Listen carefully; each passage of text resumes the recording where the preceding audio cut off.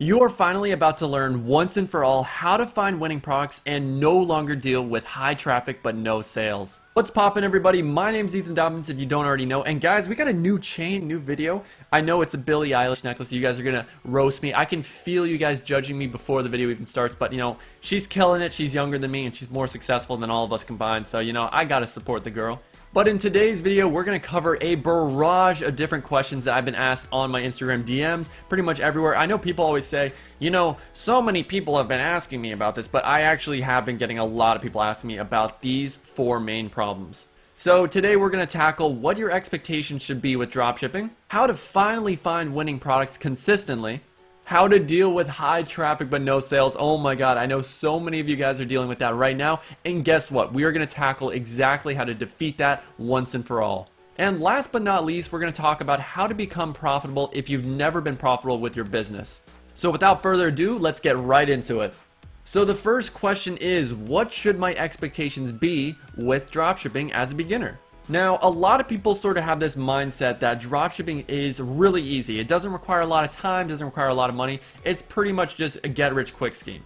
Now, if you do have the right strategies and systems in place, then yes, you don't need a whole lot of time. But in the beginning, when you're setting up your business and you're doing product research, market research, that does take time. Honestly, for me, it usually takes about a week, 2 weeks to understand what my business angle is, what can I actually do for my marketing, what's the audience I'm trying to reach, what is the different pain points they have. There's so many different things you can do with research that it does take time initially to set up your business. So I would say the majority of the work does come in the beginning, because when you're setting up your business, you got to get the logo, the domain, the name, the website. There's so many different things, the back end, the legal pages. Make sure you're all set up, your email list, your email marketing, your abandoned cart sequences. There's a lot of things you have to have set up in the beginning, but once you have them all set up, and it does take time, then that's when you can sort of relax, take a deep breath, and be like, okay, I can finally just worry about the ads.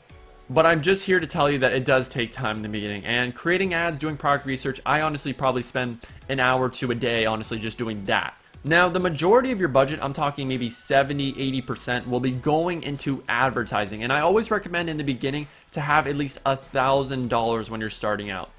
So out of that $1,000, I recommend having about $700, $750 to your ads, because that's going to be where you're making money. You're going to have to drive traffic, so that should be your main focus. Creating ads, doing product research, testing ads with Facebook, split testing a lot of different ads, split testing different audiences. You need to know what works the best. Nice.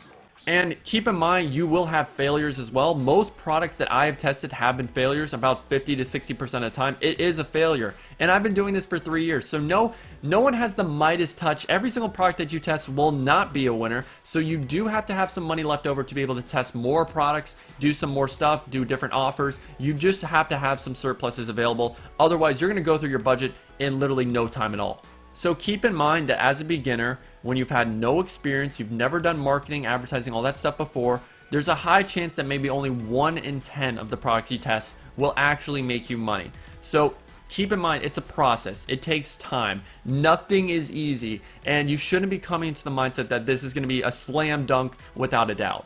So I hope that sort of gives you a brief sort of synopsis of what to expect with dropshipping.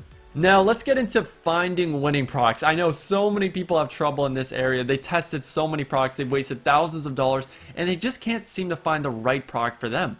Now, if you're a beginner and you've never seen a winning product in your life, then I 100% recommend using product research tools, because you sort of have to train your eye to know what a winning product is. So with Ecom Hunt, this is a collection of winning products. These are products that are selling right now. So what you should be doing is, once you pick out your niche, let's say you're going through niches and you're like, okay, I want to sell camping products. You should be looking at all these different camping products and trying to find the similarities. Why were these winners? Well, let's look at this sleeping mattress. Why would somebody want this mattress right here? Well, it's a top-notch sleeping pad. It's critical for comfort, and it's warm. It does something. There has to be a problem that this product solves in order for people to really want it. So extreme durability, super compact. It's really small. As you can see, this is a small thing. It's a handheld. I mean, it's probably like the size of my head, but it can come out to this size. So really portable. So there's a lot of different selling points. So try to find winning products in your niche and find the similarities among them. So there's a bunch of product research tools. There's Niche Scraper, Alley Shark, there's Spock. There's so many good resources out. There is no excuses, guys. Honestly, dropshipping is so much easier nowadays. Like half of these tools didn't even exist when I started. So you guys are lucky. You have all these tools in the world to be successful, but it really will come down to who does the most work, who is grinding out these 4 resources the most to find that hidden winner that nobody else is using. Now, how do I personally do product research? Well, I just hop on AliExpress and I become a shopper. So what I do is I look at the niche that I'm selling. And so let's say, for instance, I'm in, let's do men's clothing. We'll do jackets. So I'm selling men's jackets to people. And yeah, when you're doing men's clothing, be sure to actually be specific on what it is you're selling. Jackets, pants, whatever it is. Try to, carve out a niche for yourself. So what I do is I just scroll along. So imagine you're on Instagram or Facebook. You're just scrolling through your Instagram feed. You're scrolling through your Facebook feed until you stop on something that catches your eye. And that's the exact same way with this research method. You are just scrolling until you find something that catches your eye at that first glance. Because if it catches your eye when you're doing this, then there's a really good chance when people are scrolling through Instagram and Facebook, they will do the same exact thing. Okay, cool. So what catches my eye on first glance? I will admit this sort of catches my eye. It's really crazy. And with clothing, you really need to look for good quality images. So this is pretty crazy looking, I'm not gonna lie. I mean, wow. Look at this dude. He's got the coronavirus mask and everything. Perfect. Alrighty, so size chart. I'll admit I never really get into clothing because with Asia, they have different size charts. So I don't recommend clothing for beginners because you're going to deal with a lot of returns. I'm talking 30-40% because people just got the wrong size.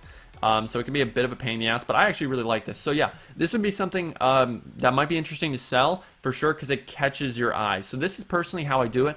I don't care about order numbers. In fact, the least amount of orders, the better for me because then I know it's an untapped product that not a lot of people have tested. And if I could give you some final words when it comes to product research, these are investments. You should be looking for products that you can stand behind and you know you can sell. Like think of it like you're on the stock market, you're looking for businesses to invest in. These are products that you're trying to invest in because you're putting your time, energy to market them. So you really need to find the product that sort of stands out to you and that you can get behind. So the next question, and by far the most common problem people have, what do? I have high traffic, but I'm not getting sales. We're gonna dissect this problem once and for all because I don't want to ever hear that excuse ever again. So first off, you guys need to know exactly where you're losing people in your funnel because this is basically the 4 steps that people are gonna go through. Now, if you're driving high traffic but no sales, that means your ad is working because your ad's only job is really to get enough interest and curiosity out of people to go to your product page. So if people are coming to your product page and they are adding to carts, so you're seeing a lot of add to carts, a lot of traffic, but not a lot of sales, then that means that you're messing up here. The checkout page isn't good. So what can we do to actually change our checkout page? Well, you can put your logo on the checkout page. You can have some guarantees on the checkout page. You can ask for less info. Some people ask for email and phone number when they just want to give you the email. Sometimes you don't have the address auto completion. There's a lot of different things you can change around to make your checkout page more appealing. And really the main issue is when you're getting a lot of add to carts is usually it's going to be your shipping. So if your shipping is only paid shipping, let's say $2.99, $5.99, that could be where you're losing people because usually around 60% of the time, people will not buy if there's not a free shipping option. So you should be offering free shipping if the main problem you're having is a lot of add to carts but no sales. And it's the same thing with initiate checkouts. If you're getting a lot of initiate checkouts and not a lot of purchases, again, it's usually going to be the shipping. So make sure that you do offer free shipping, that you're transparent about your shipping times as well, so that people are more comfortable and secure shopping with your website. Now, let's say you're getting a lot of website traffic, but not a lot of add to carts, so you're losing people on this stage. That means your product page needs some work. You need to have a different offer. You need to be improving your website, your branding. There's not enough scarcity. There's not enough reason for somebody to buy today. There's just something that you need to fix with the product page. I couldn't give you a blanket answer, but usually it's your offer. So if you're doing only 20% off, maybe you want to raise the discount to 30, 40, 50, 60% off so that people have like this instant reaction that they have to buy now. This is just an irresistible offer. So usually the problem will be with traffic is that you're just not giving them an offer that they want. So maybe you want to do buy one, get one free. Maybe you should do some bulk discounts. Oh, if they buy 2, get 15% off, buy 3, get 30% off. There's so many different offers that you can give to people to increase your conversion rate on your store. And finally, the last question is, how do I become profitable with dropshipping? So the key to profitability is your customer's experience. If you are not optimizing the customer experience, they will not shop with you again. And we all know the rule that the business that can spend the most money to acquire a customer is the business that will always win. Because on average, it costs 7 times more to get a customer to buy from you for the first time than it does to get them to buy from you for the second time. So that means the first time it might cost you $35 to get them to purchase, but the second time it only costs you $5 in ads and email marketing, whatever it is. So you should always be optimizing that customer experience and trying to make people who have already bought from you buy again.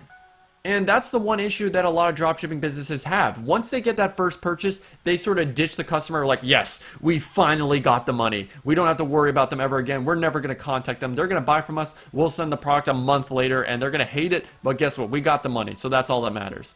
And that's where you sort of have to take a look at yourself and say, is this really sustainable? Will people actually buy from me again with what I am doing? And if the answer is no, then it's really going to be hard to build a long-term business. So once you have a winning product, try to look for dropshipping agents that can lower the shipping time to 7 to 10 days. There is Spocket that has 7 to 10 day shipping. It's just European and US suppliers. And even on AliExpress, there are some Chinese suppliers that do have American factories. So if it says ships from the United States, ships from Europe, so yeah, they have European factories, they have American factories where they hold inventory of their products so that the shipping times do go down. So just remember, a happy wife equals a happy life. Happy customers equals more money coming into your pocket. So I personally have used Silk Road for a while and I'm not afraid. It is a little bit more expensive. So let's say my product costs $5 on AliExpress. It might cost 8 or 10 off Silk Road. And I know that's double the amount. So yeah, I am losing a decent amount of my margins, but I know if I optimize the customer experience, then that person will be really happy. They're more likely to buy from us again, and they'll spread it word of mouth. They'll talk about it to their friends, say, hey, this company's really good. You should buy from them. It's an amazing product. So Silk Road, Spocket, these are all great options to lower the shipping time because it is possible, guys. There's so many different resources available to optimize that customer experience. And finally, to wrap it up, there's also eProlo, which is really awesome too. It's like the same thing as Oberlo, but it's just faster shipping times. And it only has a certain amount of products. So if you look up your product, it might be there, it might not be. So try to look on Silk Road, eProlo, all these different websites to try to find the product that you're selling. And I think that's going to wrap it up, baby. Guys, we got a lot of work in, so I really hope that helps you out. If you had any questions, leave them down below in the comments and I will make a second part to this. But those are the 4 main problems that most beginners and intermediate dropshippers have. So I think that's going to do it, guys. If you enjoyed this video, if you got any value from it, please leave a like. We have not had a video with over 50% likes. It's nuts because somebody's botting the dislikes, and whoever you are, I will find you. And I will kill you. I will look for you. I will find you. And I will kill you. I think that's how the quote goes. But yeah, if you did gain any value, guys, you can subscribe to the YouTube channel, like the video. It's completely free. And if you have any more questions, feel free to leave them in the comments down below, and I will make a second part to this. So if you did enjoy it, again, it would mean the world to me. We gotta beat the bots, guys. The bot army, we have to destroy them, get 100 likes, 1,000 likes. I don't care how many, guys, but if you did enjoy it, just feel free to leave that like, and I will see you in the next video.